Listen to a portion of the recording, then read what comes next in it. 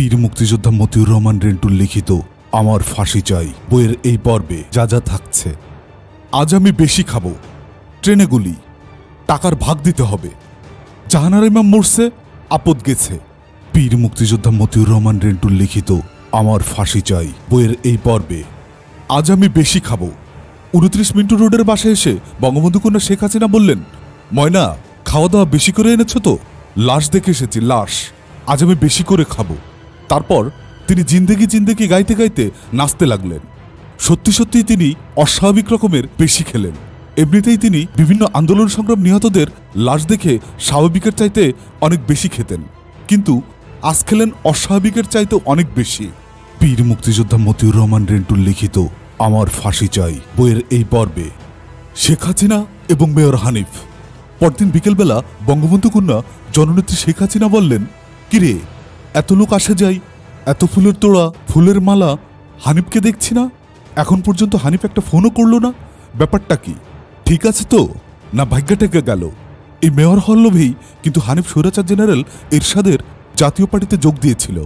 এরশাদের কাছে চান্স না পেয়ে হানিফ মেয়র হওয়ার জন্য আবার আমার কাছে ফিরে এসেছে। আমি 1,37,00,000 টাকা খরচ করে হানিফকে মেয়র করেছি। তাড়াতাড়ি খোঁজখবর নাও, ফোন করো এবং একজন হানিফের বাড়িতে গিয়ে দেখো আসল ব্যাপার কি। সদ্য নির্বাচিত মেয়র মোহাম্মদ হানিফের বাসায় ফোন করে বলা হলো, জননেত্রী বিরোধী দলীয় নেত্রী বঙ্গবন্ধু কন্যা শেখ হাসিনা হানিফ ভাইয়ের সঙ্গে কথা বলবেন। জবাবে মিসেস হানিফ বললেন, তিনি অসুস্থ, এখন কথা বলতে পারবেন না। সভানেত্রী শেখ হাসিনাকে এই কথা বলার সাথে সাথে তিনি বললেন, শীঘ্রই হানিফের বাসায় যাও, দেখো গিয়ে ঘটনা খারাপ। তখন সন্ধ্যা হয়ে আসছে, মেয়র হানিফের বাড়ি ছুটে যাওয়া হলো। মেয়র হানিফ তখন 10-12 জন লোকের সঙ্গে কথা বলছেন। সেখানেই শোনা গেল, বিকেলে লালবাগে বিএনপির পরাজিত কমিশনের প্রার্থী আব্দুল আজিজ গুলি করে 7 জন লোককে হত্যা করেছে। জননেত্রী শেখ হাসিনা কথা বলতে চেয়েছেন বলাই মেয়র হানিফ বললেন, নেত্রীকে আমার সালাম দিও, বলো আমার শরীরটা খুব খারাপ, আমি কথা বলতে পারছি না, শুধু লালবাগের খুনের জন্য আমি ওনাদের সাথে কথা বলছি। মেয়র হানিফের বাসা থেকে সোজা মিন্টু রোডে এসে বঙ্গবন্ধু কন্যাকে লালবাগে বিএনপি কমিশনের প্রার্থী আজিজ কর্তৃক 7 জনকে খুন করার সংবাদ দিলে বঙ্গবন্ধু কন্যা জিন্দেগি জিন্দেগি গান গাইতে থাকেন আর নাচতে থাকেন। বীর মুক্তিযোদ্ধা মতিউর রহমান রেন্টুর লিখিত আমার ফাঁসি চাই বইয়ের এই পর্বে রুমালে গ্লিসারিন। পরদিন সকালে লালবাগে নিহত 7 জনের লাশ ঢাকা মেডিকেল কলেজ হাসপাতালের মর্গ দেখতে যাওয়ার আগে বঙ্গবন্ধু কন্যা শেখ হাসিনা বলতে থাকেন, আমার রুমালে একটু গ্লিসারিন মেখে দাও। ওই যে নায়িকারা অভিনয়ের সময় গ্লিসারিন দিয়ে চোখে পানি বের করে কান্নার অভিনয় করে, আমার রুমালে ওই রকম গ্লিসারিন লাগিয়ে দাও, যাতে আমি লাশ দেখে রুমাল ধরতেই চোখে পানি চলে আসে। একজন বলল, গ্লিসারিনের দরকার নেই, শুধু চোখে রুমাল ধরে রাখবেন, তাতেই মনে হবে আপনি কাঁদছেন। আর আমরা ফটো সাংবাদিক ভাইদের বলে দেব, ছবির নিচে আপনি কাঁদছেন ক্যাপশন লাগিয়ে দিতে। হাসপাতালের মর্গে নিহত 7 জনের লাশ দেখে বঙ্গবন্ধু কন্যা শেখ হাসিনা চোখে রুমাল ধরলে সঙ্গে সঙ্গে ফটো সাংবাদিকেরা অসংখ্য ছবি তুলল। ছবি তোলার শেষে বঙ্গবন্ধু কন্যা গাড়িতে উঠলেন, গাড়ি চলতে শুরু করলো। তখন বঙ্গবন্ধু কন্যা শেখ হাসিনার চোখে রুমাল। গাড়ির চালক ড্রাইভার জালাল বলল, আপা এখন রুমাল নামান, ফটো সাংবাদিক নেই। গাড়ির সকল আরোই হেসে উঠল। জননেত্রী শেখ হাসিনা বললেন, ঠিক মতো দেখছো তো, কোনো ফটো সাংবাদিক নেই তো? না নেই, তাহলে আমি এবার রুমাল নামাই। বীর মুক্তিযোদ্ধা মতিউর রহমান রেন্টুর লিখিত আমার ফাঁসি চাই বইয়ের এই পর্বে টাকার ভাগ দিতে হবে। টুঙ্গিপাড়ায় শেখ হাসিনার পিতা আওয়ামী লীগের জাতির পিতা বঙ্গবন্ধু শেখ মুজিবুর রহমানের কবরে গিয়ে মেয়র মোহাম্মদ হানিফের আনুষ্ঠানিক শপথ নেওয়ার দিনক্ষণ চূড়ান্ত করা হলো। ঢাকা থেকে বঙ্গবন্ধু কন্যা বিরোধী দলীয় নেত্রী জননেত্রী শেখ হাসিনা ঢাকার মেয়র মোহাম্মদ হানিফকে সঙ্গে নিয়ে টুঙ্গিপাড়া যাবেন এবং সেখানে বেসরকারিভাবে হানিফ মেয়র হিসেবে শপথ নেবেন। নির্দিষ্ট দিনে সকালবেলা সকলেই টুঙ্গিপাড়ায় যাওয়ার জন্য প্রস্তুত, কিন্তু মেয়র হানিফ এলেন না। টুঙ্গিপাড়ায় যাওয়া হলো না। মেয়র হানিফের সঙ্গে যোগাযোগ করা হলো, তিনি বললেন তিনি অসুস্থ। এরপর মেয়র হানিফ শেখ হাসিনার বাসায় আওয়ামী লীগের অফিস, কোথাও এলেন না। আনুষ্ঠানিকভাবে মেয়র পদে মোহাম্মদ হানিফ শপথ নিলেন, ঢাকার মেয়রের দায়িত্বভার নিলেন। হটলাইনে রেড টেলিফোনে প্রতিদিন 2-1 বার প্রধানমন্ত্রী বেগম খালেদা জিয়ার সাথে কথা বলেন। প্রতিদিন না হলেও প্রায় প্রতিদিন প্রধানমন্ত্রী খালেদা জিয়ার সঙ্গে দেখা করেন এবং যুক্তি পরামর্শ করে সিটি কর্পোরেশন পরিচালনা করেন।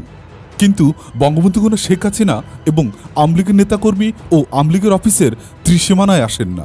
বঙ্গবন্ধু কন্যা জননেত্রী বিরোধী দলীয় নেত্রী শেখ হাসিনা কপাল চাপড়ান আর বলতে থাকেন, নিমুখারাম, বেঈমান, ওরে আমি 1,37,00,000 টাকা খরচ করে মেয়র করেছি, বেঈমান নেমোখারাম, যে আসে যাকে পান তার কাছেই তিনি এই কথা বলতে লাগলেন। একজন বললেন, ঠিক আছে, হানিফ ভাই মেয়র হয়েছে, টাকা কামাবে, টাকা খাবে, খাক, আমরা তো আর ভাগ চাই না, কিন্তু দলের কাজ করবে না কেন? জবাবে বঙ্গবন্ধু কন্যা শেখ হাসিনা বললেন, কেন এত টাকা খাবে কেন? আমাদের ভাগ দিতে হবে। ওকে 1,37,00,000 টাকা খরচ করে মেয়র বানিয়েছি, তোমাদের হাত দিয়েই তো এই টাকা খরচ করেছি। হানিফ তো 1 পয়সাও খরচ করে নাই, সব আমি খরচ করেছি। এখন হানিফ একা খাবে কেন? আমাদেরও ভাগ দিতে হবে, না হলে আমি শেখ হাসিনা একদিন না একদিন এর উসুল করে ছাড়ব। বঙ্গবন্ধু কন্যা শেখ হাসিনা কথা বলবেন, কত শতবার ফোন করা হয়, মেয়র হানিফ ফোন ধরে না। আসতে বলা হয়, দেখা করতে বলা হয়, হানিফ আসে না, দেখা করে না। লোক পাঠালে মেয়র হানিফ বলে, যা যা, যেই জায়গায় আসিস সেই জায়গায় যা, ক্ষমতায় যাওয়া লাগবো না, যে পর্যন্ত আগাইছিস ওই বিরোধী দল পর্যন্তই থাক, আর ক্ষমতায় আসা লাগবো না, আমি তোকে লগে নাই। বীর মুক্তিযোদ্ধা মতিউর রহমান রেন্টুর লিখিত আমার ফাঁসি চাই বইয়ের এই পর্বে জাহানারা ইমাম মরছে, আপদ গেছে। 1994 সালের 26শে জুন সন্ধ্যাবেলায় যুক্তরাষ্ট্র আওয়ামী লীগের সভাপতি টেলিফোন করে 26শে জুন 1994 শহীদ জননী জাহানারা ইমামের মৃত্যু সংবাদ বলে সংবাদ দিল। জননেত্রী বঙ্গবন্ধু কন্যা শেখ হাসিনা আনন্দে নাচতে থাকেন আর বলতে থাকেন, মিষ্টি খাও মিষ্টি, আমার একটা প্রতিদ্বন্দ্বী দুনিয়া থেকে বিদায় হয়েছে, আল্লাহ বাঁচাইছে। নেত্রী হতে চেয়েছিল, আমার জায়গা দখল করতে চেয়েছিল। জাহানারা ইমাম মরছে, আপদ গেছে, বাসা গেছে, আমার জায়গা দখল করতে চেয়েছিল। তোমরা জানো না, ইন্ডিয়ান গোয়েন্দা এজেন্সি র আমার পরিবর্তে জাহানারা ইমামকে নেতৃত্ব বসাতে চেয়েছিল। বেটি মরছে, মিষ্টি খাওয়া, ফকিরকে পয়সা দাও।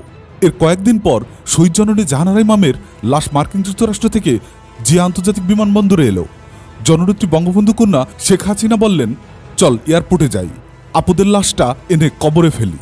এরপর জননেত্রী শেখ হাসিনা তার লাল রঙের নিশাল পেট্রোল জিপে করে বিমানবন্দরের উদ্দেশ্যে রওনা হলেন। যেতে যেতে বলতে লাগলেন, বেটি আমারে অসম্ভব জ্বালাইছে, ওর মরামুখও দেখতে ইচ্ছা করছে না, কিন্তু না যেহেতু উপায় নেই, পলিটিক্সের ব্যবসা হচ্ছে, না থাকলেও করতে হবে। বীর মুক্তিযোদ্ধা মতিউর রহমান রেন্টুর লিখিত আমার ফাঁসি চাই বইয়ের এই পর্বে শেখ হাসিনার ট্রেনে গুলি। 1994 সালের 22শে সেপ্টেম্বর বৃহস্পতিবার জননেত্রী বঙ্গবন্ধু কন্যা বিরোধী দলীয় নেত্রী শেখ হাসিনার বিমানযোগে যশোর থেকে খুলনা এলেন এবং বিকেলে শহীদ হাদিস পার্কে জনসভায় ভাষণ দিলেন। রাতে নেত্রীর চাস্তো ভাই শেখ নাসেরের বড় ছেলে শেখ হেলালের বাড়িতে খেলেন এবং থাকলেন। পরদিন 23শে সেপ্টেম্বর শুক্রবার সকাল 9টার সময় উত্তরবঙ্গের উদ্দেশ্যে ট্রেনে যাত্রা শুরু করলেন। বেশ লম্বা ট্রেন, অনেক সাধারণ যাত্রী আছে ট্রেনে। সাধারণ যাত্রীরা জানে না বা বুঝতে পারছে না শেখ হাসিনা রেলপথে সভা করতে করতে যাওয়া। এই ট্রেন কবে কখন গন্তব্যে পৌঁছাবে। ঠিক সকাল 9টায় ট্রেন ছাড়ল। প্রতিটা রেল স্টেশনেই ট্রেন থামিয়ে সভা করা শুরু হলো। ট্রেন থেকে নেমে জনসভার আয়োজনে নির্দিষ্ট জায়গায় গিয়ে বক্তৃতা দিয়ে আবার ট্রেনে ফিরে আসতে 1.5 ঘন্টা থেকে 1 ঘন্টা সময় লাগতে লাগলো। এভাবেই প্রতিটা রেল স্টেশনে গড়ে প্রায় 1 ঘন্টা সময় ব্যয় করতে থাকলো। দিন পেরিয়ে রাত হয়ে গেল। বঙ্গবন্ধু কন্যা শেখ হাসিনার সঙ্গে ঢাকা থেকে নিয়ে আসা প্রায় ডজনখানেকেরও বেশি সাংবাদিক এই ট্রেনে রয়েছে। ট্রেনের শেষ দিকে একটি ভিআইপি স্পেশাল কামরায় বা কম্পার্টমেন্টে জননেত্রী বঙ্গবন্ধু কন্যা বিরোধী দলীয় নেত্রী শেখ হাসিনা ওই কম্পার্টমেন্টের সামনে এবং পেছনে ঢাকা থেকে নিয়ে আসা বঙ্গবন্ধু কন্যা শেখ হাসিনার নিরাপত্তায় নিয়োজিত স্পেশাল ব্রাঞ্চ পুলিশের 12 জন সদস্য, তারপরের কম্পার্টমেন্টে সাংবাদিকগণ, এরপর সবগুলো কম্পার্টমেন্ট বা বগিগুলোতে সাধারণ যাত্রী। ট্রেনের এই অপ্রত্যাশিত দীর্ঘ বিলম্বের সাধারণ যাত্রী, নারী পুরুষ ও শিশুদের ত্রাহি মধুসূদন অবস্থা। 6 ঘন্টার যাত্রাপথ 24 ঘন্টাও না ফুরানোর ফলে অনেকে আগেই পানিসহ ট্রেনের সকল খাবার ফুরিয়ে নিঃশেষ হয়ে গেল। সাধারণ যাত্রীদের কষ্ট আর দুর্ভোগ সীমাহীন পর্যায়ে পৌঁছে। তৃষ্ণার্ত ক্ষুধার্ত শিশুদের কান্না আর আহাজারিতে অনেক সাধারণ যাত্রী পরিবার পরিজন নিয়ে গন্তব্যের আগেই ট্রেন থেকে নেমে পালিয়ে যায়। জননেত্রী শেখ হাসিনা তার শপথসঙ্গী এবং সাংবাদিকদের জন্য প্রায় প্রতিটা রেল স্টেশন থেকেই অফুরন্ত খাবার এবং বিশুদ্ধ পানির পর্যাপ্ত বোতল সরবরাহ করে যেতে থাকে। সারাদিন জননেত্রী শেখ হাসিনা প্রায় 20টির মতো রেল স্টেশনে জনসভার ভাষণ দেন। কোথাও কোথাও রেল স্টেশন ছাড়াই উৎসুক জনতার ট্রেন থামালে সেখানেই তিনি বক্তৃতা করেন। প্রতিটি জনসভাতেই ঢাকা থেকে আসা সাংবাদিকেরা উপস্থিত হয়ে বঙ্গবন্ধু কন্যা শেখ হাসিনার বক্তৃতা লিপিবদ্ধ করতে থাকেন এবং শেখ হাসিনাও সাংবাদিকদের নজরে রাখেন। কিন্তু রাতের অন্ধকারে বঙ্গবন্ধু কন্যা শেখ হাসিনা সাংবাদিকদের আর নজরে রাখতে পারেননি। ওদিকে শেখ হাসিনার বারবার একই বক্তৃতা দেওয়ার সাংবাদিকদের তা মুখস্থ হয়ে যাওয়াতে অনেক সাংবাদিকই রাতের অন্ধকারে ট্রেন থেকে নেমে শেখ হাসিনার বক্তৃতা লিপিবদ্ধ করতে যাননি। রাত যখন 11:17 বঙ্গবন্ধু কন্যা শেখ হাসিনাকে বহনকারী ট্রেন ঈশ্বরদী রেল স্টেশনে পৌঁছার কিছু সময় বাকি রয়েছে, এমন সময় বঙ্গবন্ধু কন্যা শেখ হাসিনা বললেন, এত টাকা পয়সা খরচ করে জামাই আদর করে ঢাকা থেকে যে সাংবাদিক এনেছি তারা কি সব ঘুমাচ্ছে? জনসভায় এত লোক হচ্ছে, আমি এত বক্তৃতা করছি, সাংবাদিকদের নজরে পড়ছে না? তো তোমরা একটু সাংবাদিকদের ঘুম ভাঙিয়ে আমার জনসভায় পাঠাও, যাতে পত্রপত্রিকায় ভালো নিউজ হয়। বঙ্গবন্ধু কন্যা শেখ হাসিনার বেতনভুক্ত ব্যাগ বহনকারী মদন মোহন দাস বললেন, ডাইকা ঘুম ভাঙানো লাগবো না, পিস্তল দিয়া 2 রাউন্ড গুলি কইরা সাংবাদিক ঘুম ভাঙা যাইব, সব লাফায়া ট্রেন থেকে নিচে পড়া যাইব। আলাউদ্দিন প্রদীপ পাওয়ারের মতো সঙ্গে সঙ্গে বঙ্গবন্ধু কন্যা শেখ হাসিনা তার বাবার ফুফাতো ভাইয়ের ছেলে বাহাউদ্দিন নাসিমকে বললেন, দে 2 রাউন্ড গুলি কইরা দে। আবার উপস্থিত অনেকদের বললেন, তোমরা আমাকে হত্যার জন্য ট্রেনে গুলি করো, আমাকে হত্যা করার জন্য ট্রেনে গুলি করা হয়েছে বলে সাংবাদিকদের মাঝে প্রচার করে দেবে। ট্রেনে ঈশ্বরদী প্ল্যাটফর্মে ঢোকার কয়েক মিনিট আগেই বাহাউদ্দিন নাসিম ট্রেনের জানালা দিয়ে সাংবাদিকদের কম্পোনেন্টে লক্ষ্য করে পিস্তল দিয়ে 3 রাউন্ড গুলি ছুড়ল। গুলির শব্দ শুনে বঙ্গবন্ধু কন্যা শেখ হাসিনা নিরাপত্তার দায়িত্বে নিয়োজিত স্পেশাল ব্রাঞ্চের পুলিশেরাও 5-6 রাউন্ড গুলি করে। এই সমস্ত গুলির আওয়াজ শুনে পাশের কম্পোনেন্টে থাকা সাংবাদিকরা ভয়ে ট্রেনের ভিতরে গড়াগড়ি শুরু করে এবং আমরা পরিকল্পনা মতো সাংবাদিকদের কম্পার্টমেন্টে এসে বঙ্গবন্ধু কন্যা শেখ হাসিনাকে হত্যার জন্য ট্রেনে গুলি করা হয়েছে বলে প্রচার করতে থাকি। ট্রেনে ঈশ্বরদী প্ল্যাটফর্মে থামলে ঈশ্বরদী রেল স্টেশনের বাইরে জনসভা মঞ্চ থেকেও মাইকে আওয়ামী লীগের প্রেসিডিয়াম সদস্য আমির হোসেন আমু বঙ্গবন্ধু কন্যা শেখ হাসিনাকে হত্যার জন্য ট্রেনে গুলি করা হয়েছে বলে প্রচার চালাতে থাকেন। পরের দিন 24শে সেপ্টেম্বর শনিবার ট্রেনে বঙ্গবন্ধু কন্যার প্রতি গুলি করা হয়েছে বলে তৃতীয় পত্রপত্রিকায় সংবাদ বের হলো। বগুড়া সরকারি সার্কিট হাউসের ভিআইপি রুমে বসে জননেত্রী শেখ হাসিনা তার সফরসঙ্গীরা হাসাহাসি করতে থাকে এবং হাসাহাসির এক পর্যায়ে গুলির এই ঘটনা নিয়ে হরতাল ডাকার সিদ্ধান্ত হয়। বীর মুক্তিযোদ্ধা মতিউর রহমান রেন্টুর লিখিত আমার ফাঁসি চাই বইয়ের এই পর্বে ফুল ছিটানো। আজ শহীদ বুদ্ধিজীবী দিবস। 1994 সালের 14 ডিসেম্বর বুধবার সকাল 6টায় বিরোধী দলীয় নেত্রী শেখ হাসিনা 29 মিন্টু রোডের সরকারি বাসভবনে সকলে হাজির হলো। সকাল 7টায় বঙ্গবন্ধু কন্যা শেখ হাসিনা মিরপুর বুদ্ধিজীবী স্মৃতিসৌধে রওনা হলেন। 8:40 স্মৃতিসৌধে পুষ্পমাল্য অর্পণ করলেন। তারপর গেলেন রায়ের বাজারে বদ্ধভূমিতে। সেখানে পুষ্পমাল্য দেওয়ার পর শহীদ বুদ্ধিজীবী সন্তানদের সংগঠন প্রজন্ম 71-এর উদ্দেশ্যে জননেত্রী শেখ হাসিনা এক সংক্ষিপ্ত ভাষণ দিলেন। তারপর মালিবাগ রেল ক্রসিংয়ে ভুইয়া ক্লিনিকে তার বাবার ফুফতো ভাইয়ের ছেলে লকিব আহমেদ মনুকে দেখে জননেত্রী শেখ হাসিনা তার সরকারি বাসভবনে দুপুর নাগাদ ফিরে এলেন। দুপুরে 2:30টায় খাওয়ার টেবিলে একসঙ্গে খেতে খেতে বঙ্গবন্ধু কন্যা শেখ হাসিনা আক্ষেপ করে বললেন, দেখো আজ বিকেলে বঙ্গবন্ধু এভিনিউতে ঢাকা মহানগরী আওয়ামী লীগের উদ্যোগে বিজয় দিবস উপলক্ষে আলোচনা সভা। আমি হলাম সেই আলোচনা সভার প্রধান অতিথি। আর মাত্র কয়েকদিন পরেই আমি বিরোধী দলীয় নেত্রীর পদ থেকে পদত্যাগ করব। এটাই আমার বিরোধী দলীয় নেত্রী হিসাবে শেষ প্রধান অতিথি থাকা। তাছাড়া আমি ভাবি প্রধানমন্ত্রী। আবার আমি জাতির জনক বঙ্গবন্ধু শেখ মুজিবুর রহমানের কন্যা। সামনে রয়েছে খালেদা জিয়া হাঁটাও আন্দোলন। এই মুহূর্তে আমার গ্ল্যামার, আমার ভাবমূর্তি বৃদ্ধি করা কত জরুরি প্রয়োজন। আজকের বিজয় দিবসের অনুষ্ঠানে আমি যাব। এরা নিশ্চয়ই আমার উপর ফুল ছেটানোর জন্য কোনো আয়োজন করে নাই। এমনিতেই এরা মানে আওয়ামী লীগের নেত্রীরা আনকালচার্ড, তার উপর এরা হলো ব্যবসায়ী। এদের মন বলতে কিছুই নাই, না বলে দিলে এরা কিছুই করে না। তুমি কি পারো বিজয় দিবসের অনুষ্ঠানে গেলে আমার উপর শিশু ও মেয়েদের দিয়ে ফুল ছিটাতে? নেত্রী, আপনি কোনো চিন্তা করবেন না, আপনার উপর ফুল ছিটানো হবে। তখন বাজে 3:30, আর আধা ঘন্টা পরেই বঙ্গবন্ধু কন্যা বিজয় দিবসের মঞ্চে উঠবেন। এই সংক্ষিপ্ত সময়ে কোথায় পাবো শিশু, কোথায় পাবো মেয়েদের? বঙ্গবন্ধু কন্যা জননেত্রী শেখ হাসিনার আবদার। অবশেষে তাড়াতাড়ি করে হাইকোর্টের মাজার থেকে ফুল কিনে নিজের স্ত্রী শিশুকন্যাদের দিয়েই তার ফুল ছেটানোর আবদার পূরণ করা হলো। বীর মুক্তিযোদ্ধা মতিউর রহমান রেন্টুর লিখিত আমার ফাঁসি চাই বইয়ের এই পর্বে কুকুরপালা। বাহাউদ্দিন নাসিম শেখ হাসিনার পিতা শেখ মুজিবুর রহমানের ফুফাতো ভাইয়ের ছেলে, বর্তমানে প্রধানমন্ত্রী শেখ হাসিনার এপিএস। এর আরও 3 চাচাতো ভাই, অর্থাৎ শেখ হাসিনার পিতা শেখ মুজিবুর রহমানের আরও ফুফাতো ভাইদের 3 ছেলে নাজিব আহমদ নাজির, নজিব আহমেদ নজিব, বর্তমান প্রধানমন্ত্রী শেখ হাসিনার চিফ সিকিউরিটি লকিব আহমেদ মানু, বর্তমান প্রধানমন্ত্রী শেখ হাসিনার ডিপিএস কানিজ আহমেদ কানিজ, বর্তমানে মার্কিন যুক্তরাষ্ট্র সহ বাংলাদেশের মিশনের চিফ প্রোটোকল অফিসার। মাদারীপুরের অখ্যাত অজাপাড়াগায় এদের বাড়ি, ভাঙা টিনের ঘর, পূর্বপুরুষ ধরে এরা দরিদ্র। এদের বাবা, চাচা এবং এরা দূর দূরান্ত পরের বাড়িতে লজিং থেকে অনেক কষ্ট করে যতটুকু হোক লেখাপড়া করেছে।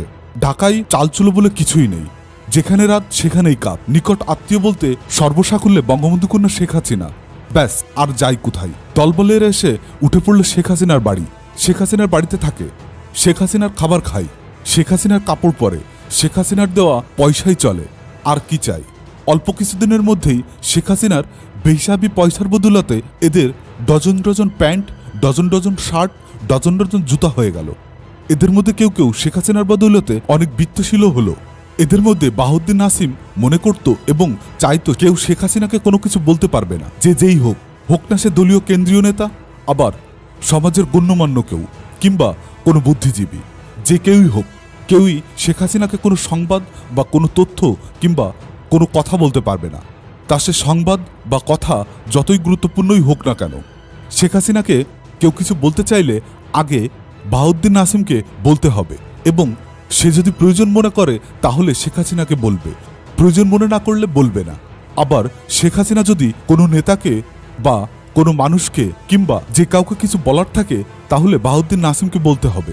বাহাউদ্দিন নাসিম যদি প্রয়োজন মনে করে তাহলে শেখ হাসিনা সেই কথাটি অন্যকে বলবে, প্রয়োজন মনে না করলে বলবে না। বাহাউদ্দিন নাসিমের এই দুঃসাহস বা স্পর্ধা হয়েছে শেখ হাসিনার কারণেই।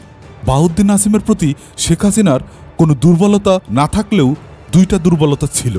তার একটি হলো মতিঝিল আদমজি কোর্টের পূর্ব পাশে ইউনাইটেড কমার্শিয়াল ব্যাংকের যে শাখা রয়েছে, এই শাখায় বাহাউদ্দিন নাসিমের নামে শেখ হাসিনার কয়েক কোটি টাকা রয়েছে।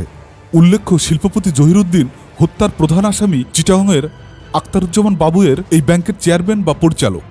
অপর দুর্বলতাটাই বাহাউদ্দিন নাসিম শেখ হাসিনার পিতার ফুফাতো ভাইয়ের ছেলে। এই বাহাউদ্দিন নাসিম শেখ হাসিনার ধানমন্ডির ৫ নম্বর রোডের ৫৪ নম্বর বাড়িতে মাঝে মাঝেই আক্ষেপ করতে করতে বলতো, এই বাড়িওয়ালি তো বেইমান, বেইমানি তো করবেই, ভুইল্লা তো যাবেই, মনে তো রাখবে না, কুত্তা পাইলা থুয়া যাইমু, কুত্তা ভুলবো না। প্রায় বাহাউদ্দিন নাসিম এসব বলতো। বলতে বলতে একদিন বাহাউদ্দিন নাসিম ঠিকই দুইটি কুত্তার বাচ্চা নিয়ে এসে পালতে শুরু করলো। ধানমন্ডি ৫ নম্বর রোডে এর শেখ হাসিনার ৫৪ নম্বরের বাসায় কুকুরের বাচ্চা দুইটি এখন অনেক বড় হয়েছে। এখন আর ওদের কুকুরের বাচ্চা বলা যাবে না, বলতে হবে কুকুর। বাহাউদ্দিন নাসিম এই ধরনের কাজ করবেই না কেন? বাহাউদ্দিন নাসিম শেখ হাসিনার বাড়িতে থাকতো, আর ওই বাড়িতে বাহাউদ্দিন নাসিমের পিতা ভাইরা এলে আশ্চর্য চরিত্রের অধিকারী শেখ হাসিনা দারোয়ান ডেকে কুকুরের মতো দূর দূর করে তাদের তাড়িয়ে দিতেন। এই বইয়ের পরবর্তী পার্ট পেতে চ্যানেলটি সাবস্ক্রাইব করে রাখুন। ভালো থাকবেন।